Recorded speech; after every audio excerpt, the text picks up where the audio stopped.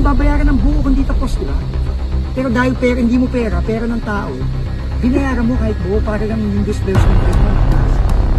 Yun ba sinasabi mo? Yun ang excuse mo? Ininspeksyon na ng DPWH at ng ICI ang ilang flood control project sa Davao City. Isa sa mga ito bumigay, 8 buwan pa lamang mula nang matapos. Tila nagkakabukingan na umano ang kanilang mga plano. Tukoy na kasi umano ang utak sa flood control project scam. Tila wala na umanong lusot ang mga naging sangkot. Narito ang buong detalye. Ngunit bago tayo magpatuloy, huwag kalimutang i-like, share, subscribe, and click the notification bell for more updates and more upcoming videos. Maraming salamat! Ininspeksyon na ng DPWH at ng ICI ang itinayong road slope protection structure at naka-install na rockfall netting sa Junction Shrine Hills ng Davao City Diversion Road. Inakyat ng mga opisyal ang matarik na bahagi ng bundok sa gilid ng highway. May nakita silang mga cyclone at net sa lugar. Kasama rin sa ininspeksyon si Baguio City Mayor Benjamin Magalong, dating special advisor ng ICI. Tiningnan din nila ang napinsalang bahagi ng flood control project sa Davao River sa bahagi ng Matinagrabahan. May 2023 natapos ang proyekto, pero makalipas lamang ng 8 buwan, bumigay ang pakurbadang bahagi nito matapos daanan ng malaking baha at mga debris. Tila nagkakabukingan na umano ang kani-kanilang flood control project at ang katakot-takot na korupsyon na nagsimula pa umano sa dating administrasyon. Ito, pag-usapan nga natin itong si Marcoleta. Nagpa-interview si Marcoleta sa Billionaire News Channel. Ang dami niyang satsat, ang dami niya na namang sinabi. Itong si Marcoleta. Kaya lang, palpak na naman. Kabunyog Jolito Paloma. Panoorin niyo yun. Mang Duming TV. Kay Lourdes Swing Lot. Inday Siscon. Pag napanood nyo, ay makikita nyo na naman, palpak na naman, sobrang kapalpakan na naman nito ni Marcoleta. Bakit? Mga kabunyog, ang sinasabi nila ni Marcoleta, ang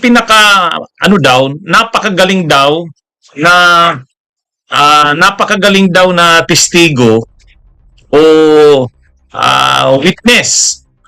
Itong si Gutesa. Sabi ni Marcoleta, nalulungkot daw siya bakit parang hindi pinapahalagahan. Ang tinutukoy niya si Ping Lacson, yung Blue Ribbon. Bakit daw parang hindi pinapahalagahan si Gutesa?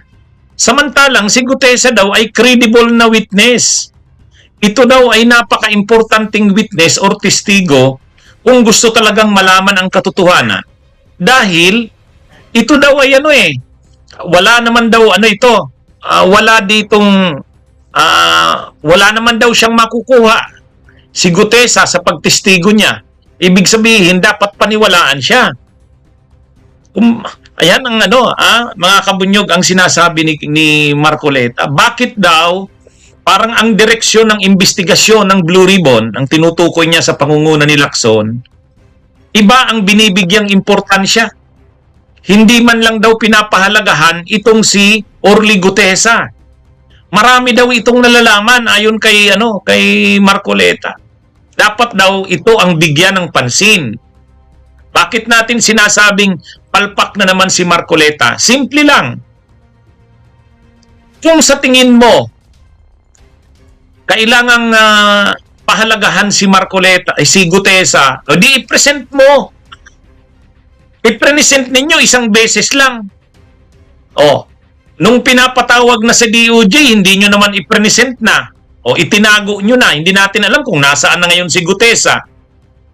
Sa November 14, pinapatawag na naman ni Ping Lacson. Hindi naman walang kasiguraduhan kung a-attend pa yan si Gutesa. Kung para sa inyo, Marcoleta, mahalaga si Gutesa, i-present nyo. Ang problema, kung habang pinipresent nyo si Gutesa, ay hinaharangan naman ni Ping Lacson. Yun ang problema. Diba, mga kabunyog, mga kababayan? Ay nung araw nga, Marcoleta, nung araw nga na i-present mo, hindi mo nga pinaalam kay Ping Lacson na binigla nyo lang ang chairman ng Senate Blue Ribbon. Pero anong ginawa ni Ping Lacson? Hinayaan pa rin magsalita ang testigo mong si Gutesa. Pinabwelo kayo. Oh, pinigilan ba ni Ping Lacson? Hindi. Kaya lang, siyempre, ang tamang proseso, after niyang magsalita sa sa Senado, ipapatawag talaga siya ng Blue Ribbon para kunan ng dagdag na pahayag. Dahil kung talagang yung kanyang mga pahayag ay kaya niyang panindigan, gagamitin siyang testigo laban kay Romualdez. Ay ang problema, hindi na sumipot nung pinatawag sa Department of Justice eh.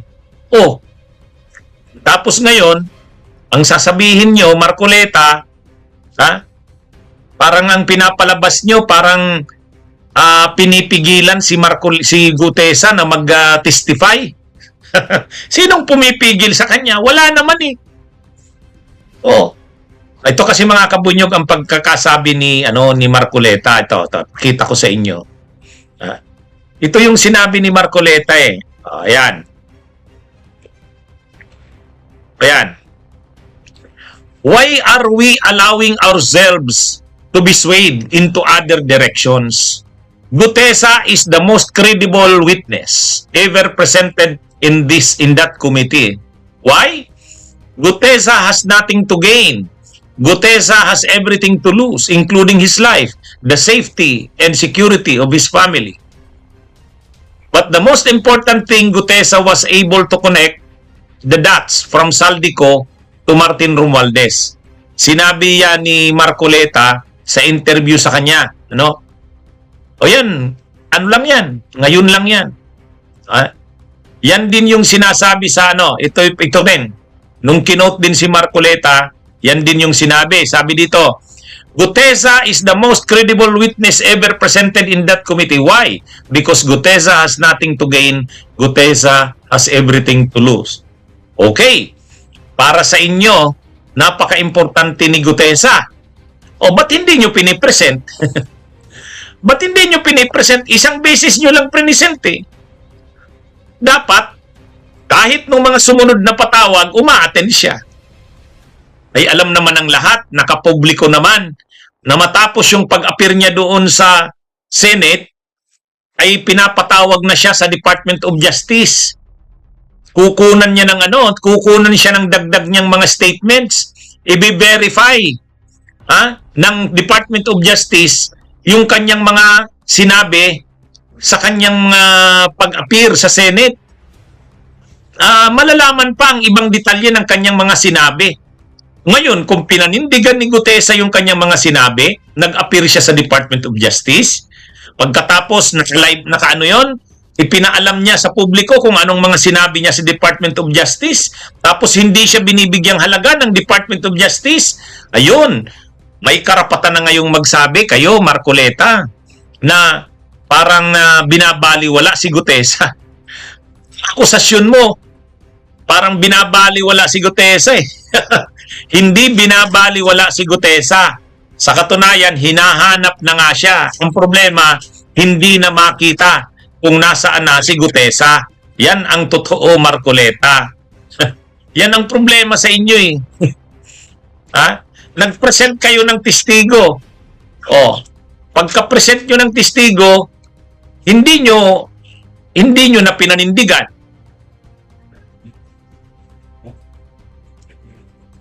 O yan. Kaya yan mga kabunyog, mga kababayan, yung sinasabi ni Marcoleta na why are we allowing ourselves to be swayed into other directions? Ang ibig niyang sabihin, bakit daw parang ang direksyon binabaliwala si Gutesa? Napaka-importante daw ng sinabi nito. Tingnan nyo yung nandyan sa baba. But the most important thing, Gutesa was able to connect the dots from Saldico to Martin Romualdez. Okay, siya ang inyong testigo laban kay Martin Romualdez. Di nyo. Tita Nel, salamat sa pag-send ng donation Hello din po sa inyo. I-present nyo. Dapat niyan ipakita ni Gutesa, hindi siya natatakot at talagang alam niya ang sinasabi niya, kaya niyang panindigan. Ang problema ngayon wala eh. Hindi nga makita kung nasaan. Tapos sabi ni Mike Defensor, nandun daw sa Marines compound. Pinoprotektahan daw at handa daw mag-appear sa sunod. ay Marine Commandant na mismo ang nagsabi. Yung Commandant na mismo ang Marines nang nagsabi. Wala sa kanila si Gutesa. O di anong ibig sabihin niya?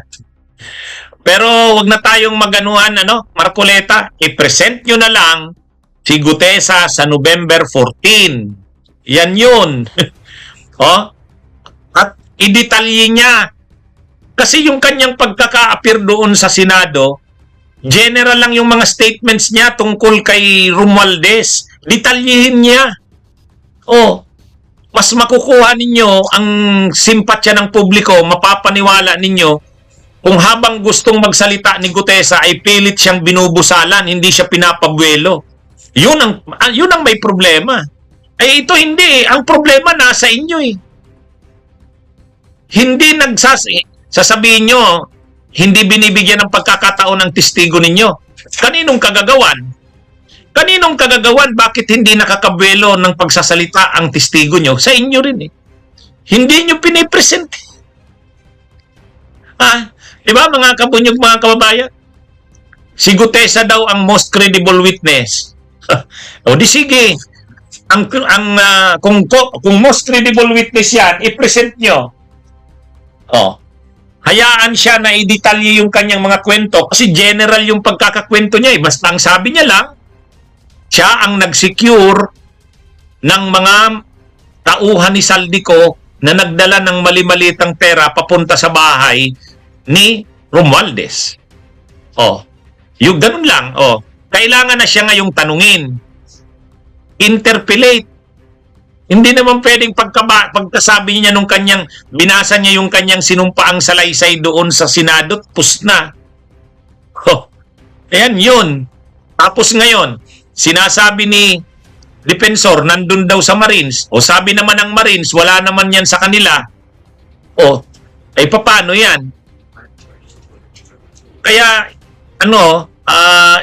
ikaw, Senador Marcoleta, kung gusto mong paniwalaan ka ng mga tao sa sinasabi mo, i-present nyo na lang si Gutesa, yun ang tama nyong gawin. Yun ang tama nyong gawin. Yung sinasabi ninyong siya ang nagkukonect ng dots kay Saldico at kay Martin Romualdez, gusto rin yan malaman ng mga tao eh. Kasi napanood din natin, sabi rin daw ni Marcoleta, bakit daw hindi kasama sa kinasuhan si Martin Romualdez? Bakit daw hindi kasama sa kinasuhan? Tinatanong niya yung ICI, yung Independent Commission for Infrastructure. Gusto niyong kasuhan si Romualdez? Gusto niyong kasuhan si Romualdez? Ang dapat na maging testigo kay Romualdez, si Gutesa. Pero para mag-qualify siya na credible na testigo, dapat mag-cooperate siya sa Department of Justice. Pinapatawag siya sa Department of Justice. Sumipot dapat siya doon. Sabihin niya doon ang lahat niyang nalalaman. Tulungan niyo na lang si Gutesa. Providean niyo ng lawyer. Yun ang gawin niyo. Ngayon, i-present niyo uli sa November 14 para yung kanyang mga naunang testimonya o sinabi tungkol kay Romualdez, nagdagan niya pa. At pag nakita doon ng mga tao na talagang kapanipaniwala ang mga sinasabi niya, parang talagang may personal na knowledge siya sa sinasabi niya. Hindi siya nagsisinungaling sa tingin ng tao. Mapapansin naman yan ng tao kung nagsisinungaling siya eh. Yan yun. Yan yung gawin ninyo. Pero kung isasabi nyo na siya ang pinakamagaling na testigo, credible siya, pero hindi nyo naman pinipresent, hindi na malaman ngayon kung nasaan na, paano nyo makukumbinsi ang taong bayan niya? Tapos yan lang pati ang testigo nyo laban kay Martin Romualdez, dagdagan nyo pa. Kung maganda niyan, i-produce ninyo yung mga binabanggit na pangalan. Napanood ko yung interview kay Mike Defensor. Sabi ni Mike Defensor, bakit dapat payagang mag-appear sa Senate Blue Ribbon, yung sino ba yun? Yung Paul Estrada ba yun? Dalawa yun, dalawang tao ni Saldico. Yun daw yung mga tumatanggap ng mga mali-malitang pera. Yun daw ang nagre-receive si Paul Estrada. Ay di i-present nyo. Kumbinsihin nyo na ano. Alam ko, may sinabi si Bato de la Rosa sa interview sa kanya. Mayroon na daw, mayroong ano eh. Mayroon na daw mga, yung ano, alalay daw ni Saldico na nasa ibang bansa, tumawag daw sa kanya, sabi ni Bato de la Rosa, gusto na daw mag-cooperate. Ilabas nyo na ngayon. Ilabas nyo na ngayon. Oh, dapat ang mga sinasabi ni Gutesa ay may i-corroborate ng iba pa. Oh, mag-produce kayo ng mga isa, dalawa, tatlong testigo. Yung sinabi ni Gutesa, i-corroborate. Oh, maganda kung yung Paul Estrada na yon na tumatanggap ng pera. Siya daw yung tumatanggap ng ano, mga maleta ng pera eh. Oh, di ano, maganda kung mai-present niyo yun eh. O yun. Oh. Kaya lang, hanggat wala naman kayong naipipresent na ebidensya, saka to, napanood nyo ba yung talakayan ko nung isang araw? Oh, kaming mga vloggers, nagtalakay kami nung isang araw. Ang topic namin si Martin Romualdez. Oh, nagdidiskusyon nga kami nung mga vloggers eh. Nakatalakayan ko. Bakit? Kung pinapanindigan ko, si Romualdez ay dapat ano eh,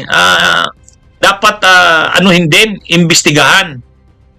Kaya lang, ang sabi ng mga ibang vloggers na katalakayan ko nung isang araw, eh wala naman attorney ebidensya laban sa kanya. Sabi ko, wala sigurong ebidensya doon sa pagtanggap ng kickback, sa pagtanggap ng mga komisyon. Pero doon sa kanyang kapabayaan sa budget, yung mga maniobra sa budget, o wag niyang sabihin hindi niya alam yon. O doon may pananagutan siya.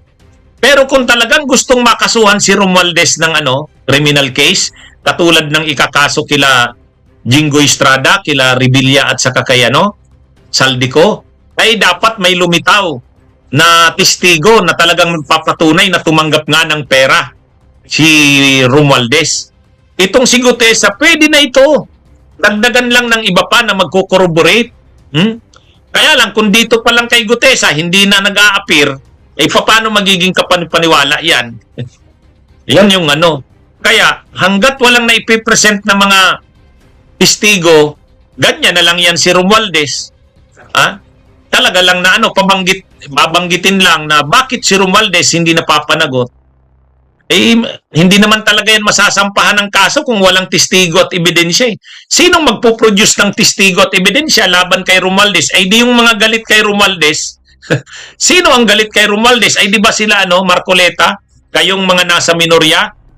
Si Villanueva galit na galit kay Romualdez. Si Chis Escudero galit kay Romualdez. O bakit hindi kayo mag-produce ng mga testigo ninyo, ebidensya ninyo? Para pag na-present yung mga testigo at ebidensya ninyo at hindi pa rin kinakasuhan si Romualdez, may mga ebidensya at testigo na, ay kahit ako, gagawin kong topic yan. Sasabihin ko, bakit naman hindi ninyo sinama si Romualdez sa kinakasuhan? Ang dami ng testigo at ebidensya. Bakit nga naman kayo, Senador Ping Lacson, parang bias naman kayo, hindi nyo naman pinagsasalita yung testigo laban kay Romualdez. Parang hinaharangan nyo. O, di ba ganon? Kaya lang ito baliktad eh. Si Senador Ping Lacson pa nga ang nagkukulit na dapat ipatawag si Gutesa mag-appear sa sa Senado. Oh. Yan mga kabunyog, mga kababayan. Sa totoo lang, tayo, ang taong bayan, gusto ring malaman talaga ang pananagutan ni Romualdez.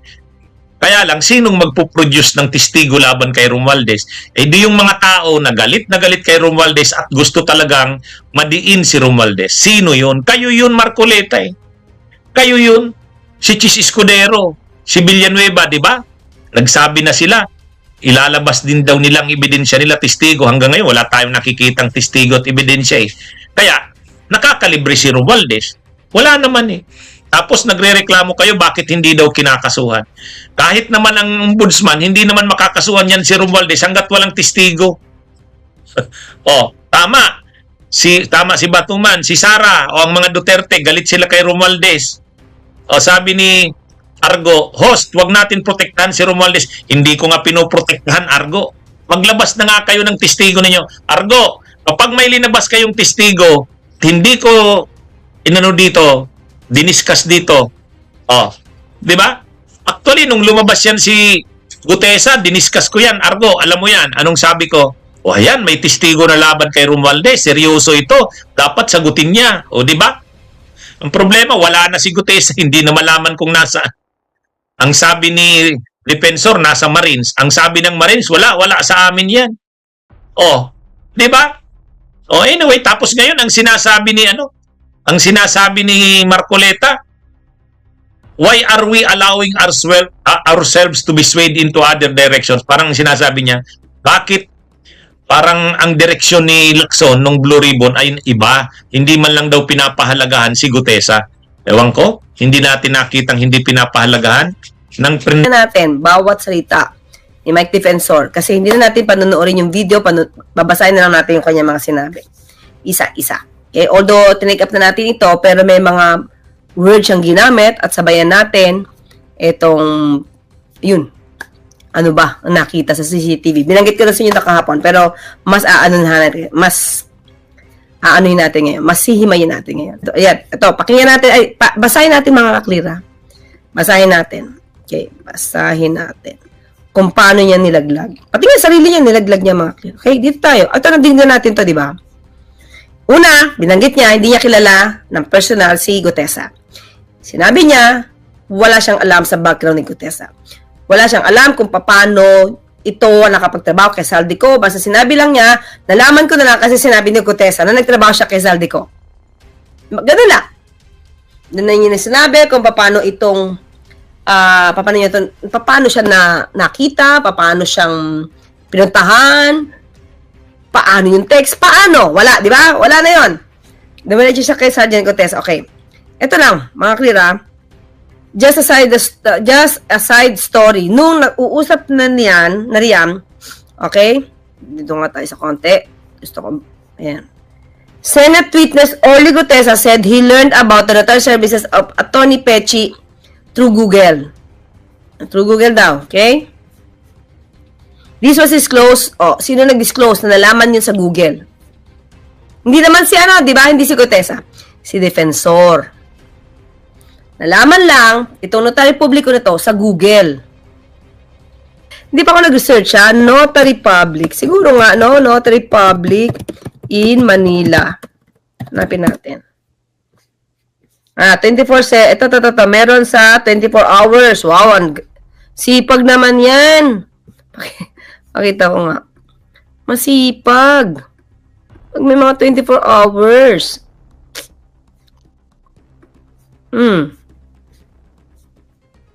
Pag mga ganyan, mga clear, medyo sipat-sipat kayo ng konti, lalo na pagka mahalaga mga dokumento ang inyong pinapanotaryo, ha? Ayan o. Notary Public 24 Hours Manila. Paano naman gigising si lawyer, si attorney ng 24 hours? Diba doon pa lang dapat mag-ano ka na, isip ka na. Okay? Well, anyway. So, baka minadali. Okay? Okay. Saan tayo? Dito tayo. Okay, Mike Defensor. Okay, yan. So, in other words, hinanap nila sa Google.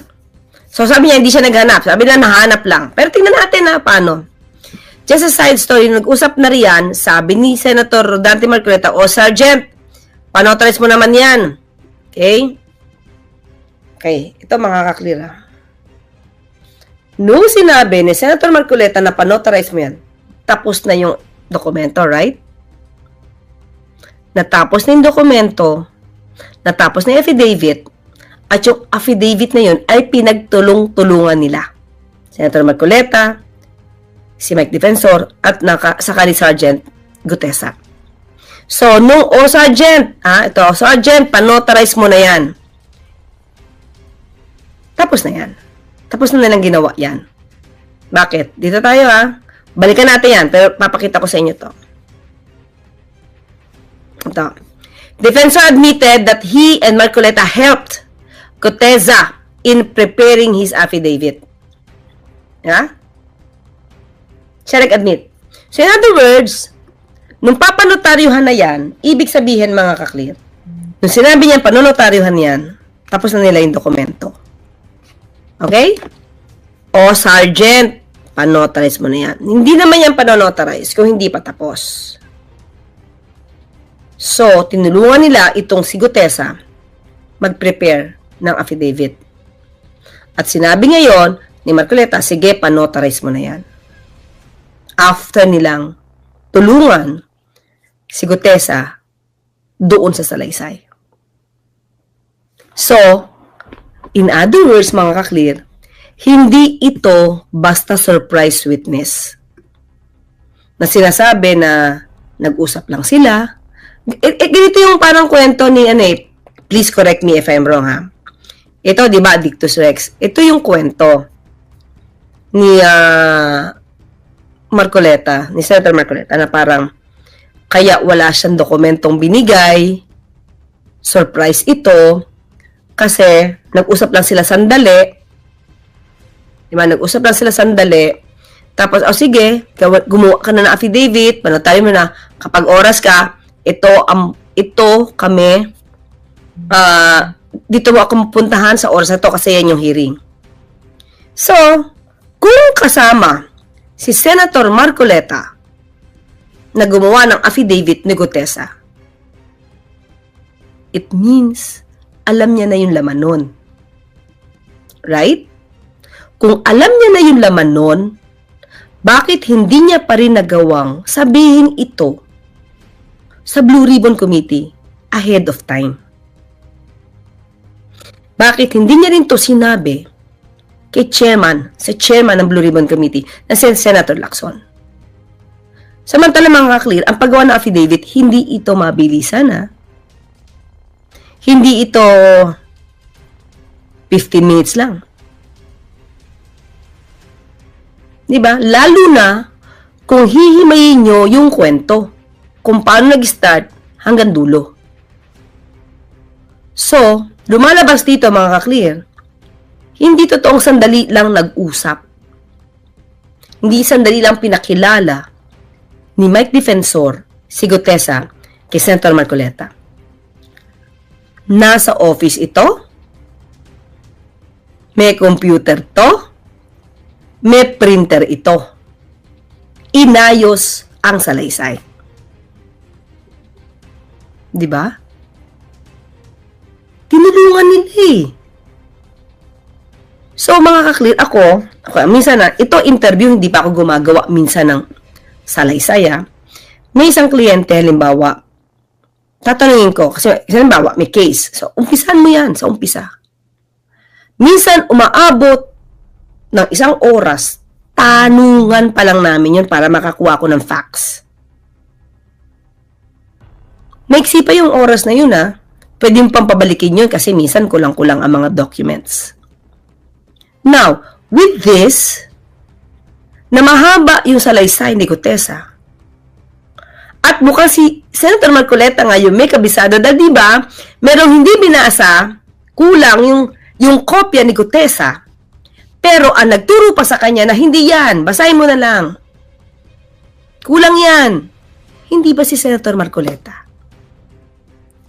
So, with that, tama yung bininyag ni Mike Defensor.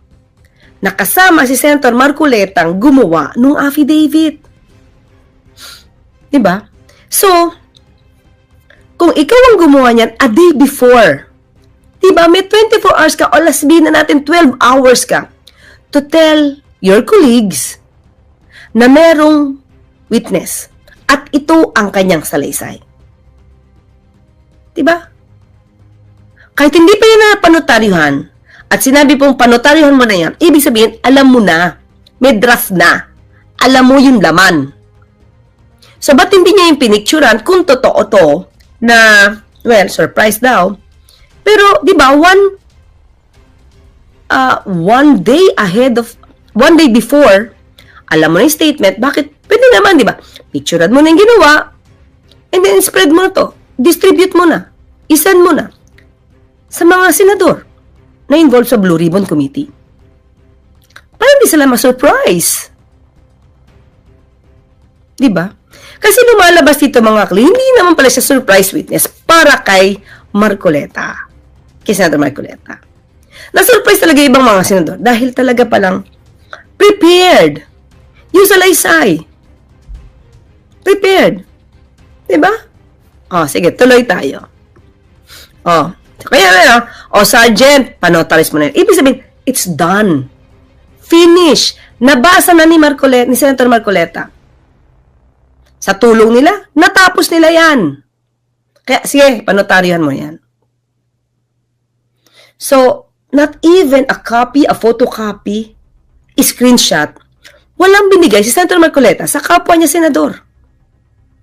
Diba? O, ayaw pa nga panotaryohan daw ni Mike Defensor. I in fact, opposite. Sabi ko, Kadante, hindi naman yan kailangan ipanotarize kasi under oath yan sa Senate. Hindi. Sabi niya, gusto ko prepared. Prepared.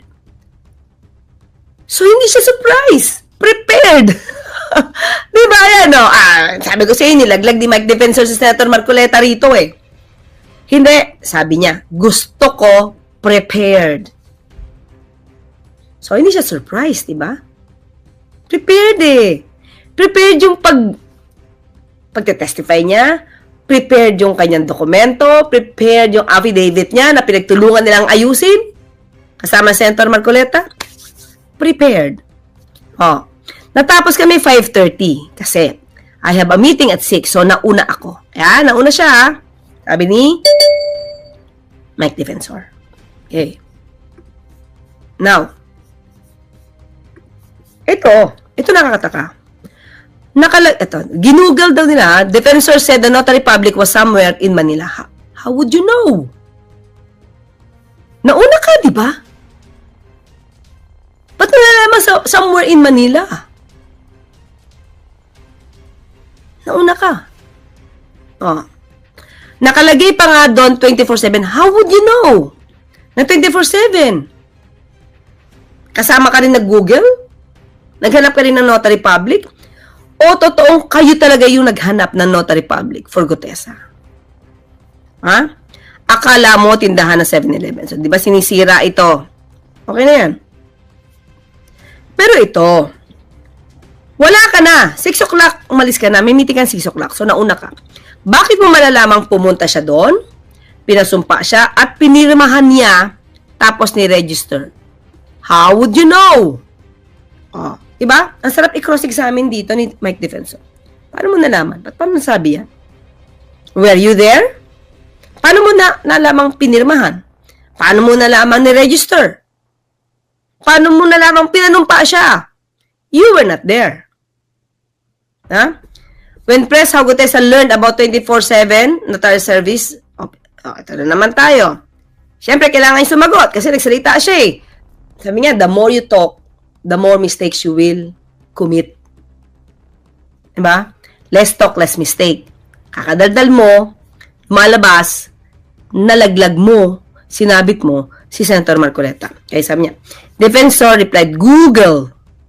Makikita, paano yung ginugel? Nandun ka ba? Ikaw ba? Kasama ka ba nag-Google? Search. Diba? Pero ito, mga ka-clear, biglang na-corner sa question si Mike Defensor. Biglang iwas. To be honest. Bakit? Kanina, hindi ka honest. Di ba mga clear? Sabi niya, to be honest. Okay, sabi niya, to be honest. Ibig sabihin, kanina, nung kinakausap siya ni Pinky Web sa unahan, hindi siya honest. So ngayon, to be honest, may mga kasama ako doon. Saan? Pinasamahan si Gutesa sa notaryo publiko? Another revelation, di ba? I cannot reveal the names. Ang iniisip ko tuloy, mga kakli, ang iniisip ko dito, baka yan yung na mga nagpanotaryo. Kahit hindi kasama si Gutesa. Yung papel, pinapirma kay Gutesa. Sige, bahala na kami mga panotaryo. Pwede yun. Pero hindi ko sasabing, ito yung truth, ha? Pero sinasabi ko, pwede yun. Silang nakakaalam ng notaryo publiko at hindi si Gutesa. Kaya natakot lumabas sa si Gutesa kasi pinahamak nyo. Bakit niya nasabing to be honest? May mga kasama ako doon. Saan? Sa notaryo publiko? Yung mga kasama mo ang pumunta sa notaryo publiko? I cannot reveal names. Na-corner na siya, di ba? Hindi niya masasabi kasi mga inosente namang ito. Bakit sila magiging inosente kung sila mismo yung pumunta sa notaryo publiko? Diba? sila inosente. Wala itong kaalam-alam, kasama ko lang nagkataon. Saan? Sino? Sa doon nakita, o see? Nagkakaano na siya, nawawala na siya. Sa doon nakita sa Google, ginugel lang nila. Kasi may kasama siya. Kasama niya yung nag-Google. Nag-Google. May bukol. May article. Diba? Sila yung nag-Google. Diba? Tao ni Defensor. Nung nako-corner na siya, diba? Umaamin na siya. May tao siya. Sa dun, nakita sa Google. Ginugel lang nila. Ayan tuloy, nagkaroon kayo ng bukol. Kasi, delikado inyong, ano yun? Delikado kasi to. Diba? Delikado yung ginawa nyo.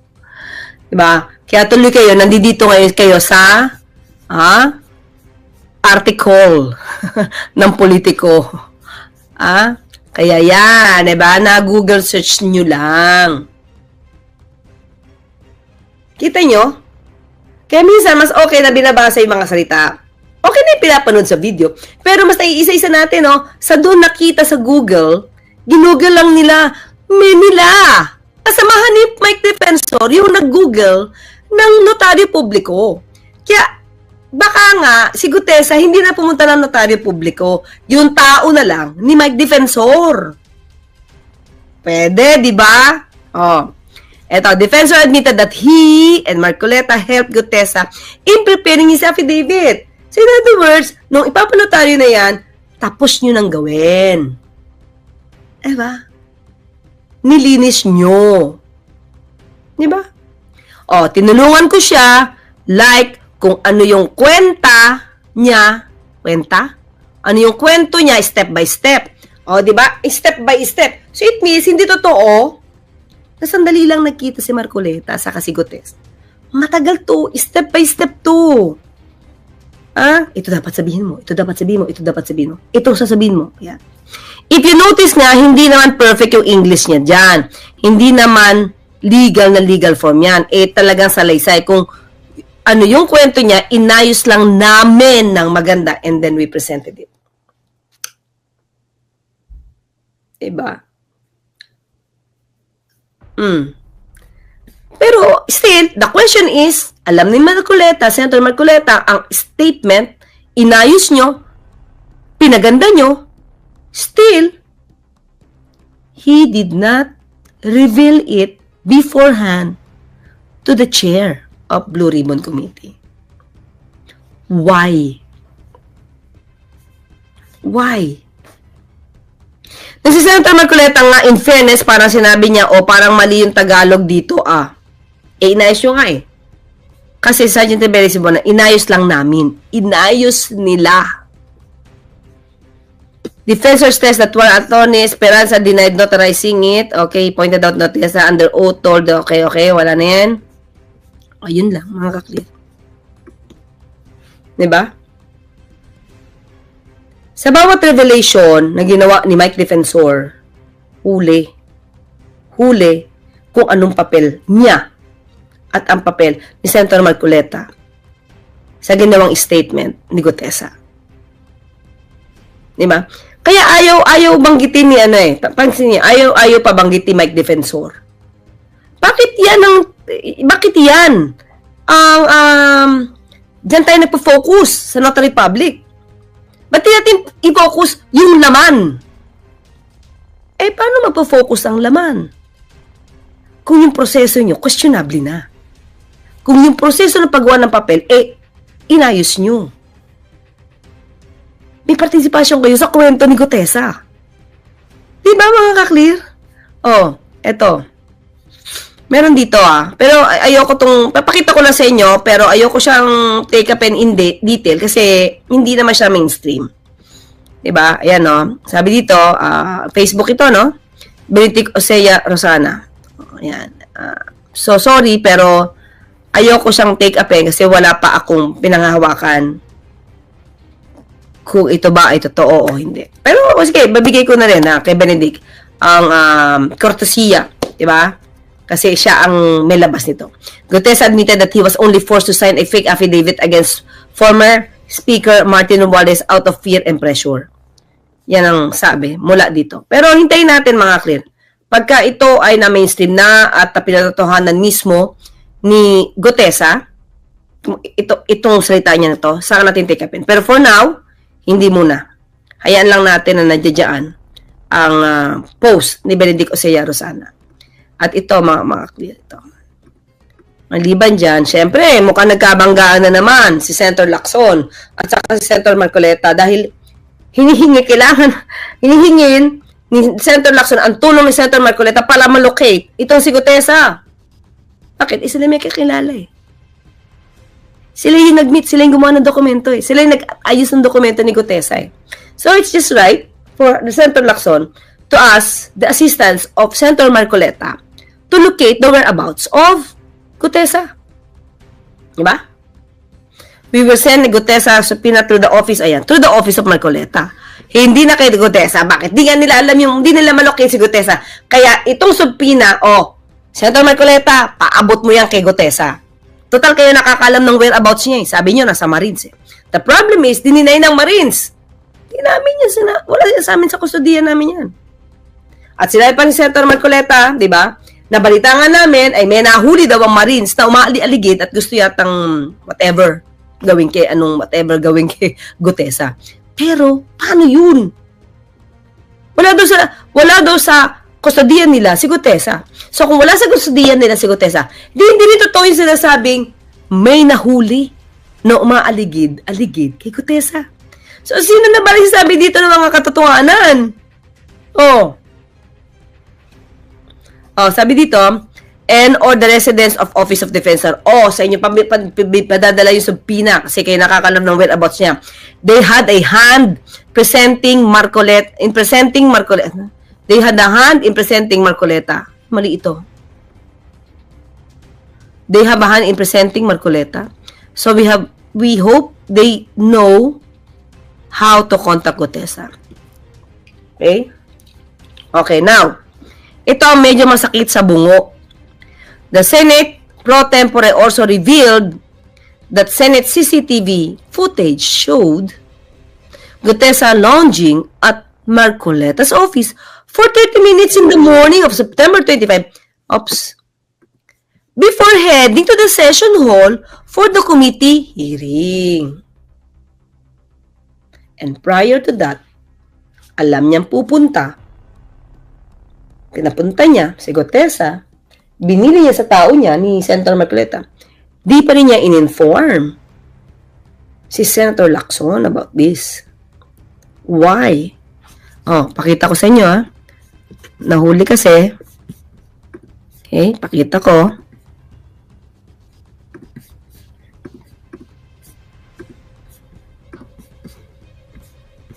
Okay, go. Ako, kumuha ng CCTV si Senator Lacson para makita niya na kung sino yung sumundo kay Gutesa. Sa CCTV po ng Senate. Sabi ko, ako naman, anticipating that he might come. So sabi ko doon sa staff ko, pakitingnan mo itong taong ito, baka sakaling dumating kasi nangako siya na darating. But I'm not sure kung darating o hindi. So binigay ko yung pangalan. So na-establish sila sa CCTV. One of my staff fetched him from the guards area at pumunta sa Senate ito, di ba? So, present din sa staff niya. So, anticipating lang. Tapos, very timely. Nasa lubong at dumating talaga. Wala ba kayong text? Parang ang hirap ng mga kakli, di ba? Mag-anticipate ka lang. O baka dumating si Gutesa. Walang time. Di ba? May nga ba ng hearing na to Very timely na kung kailan darating si Gutesa, sasalubungin ng staff. Parang, tanong ko lang naman ayoko naman pagdudaan si Senator Marcoleta, pero, ina-anticipate mo darating. So, ina-anticipate mo lang, talagang wala kayong, para bang, staff, punta ka doon, baka dumating. Parang medyo mahirap yun, aantayin ng, paano? Ilang oras maghihintay si staff para dyan sa pag-anticipate na darating siya. So, kung nag-usap na kayo before, na panunotaryuhan niya yan, at nagkatulungan pa kayo paggawa ng affidavit, wala kayong text messages? Para alam mo kung kailan siya darating, at alam mo kung kailan pa nabababain yung staff mo para salubungin siya. Diba?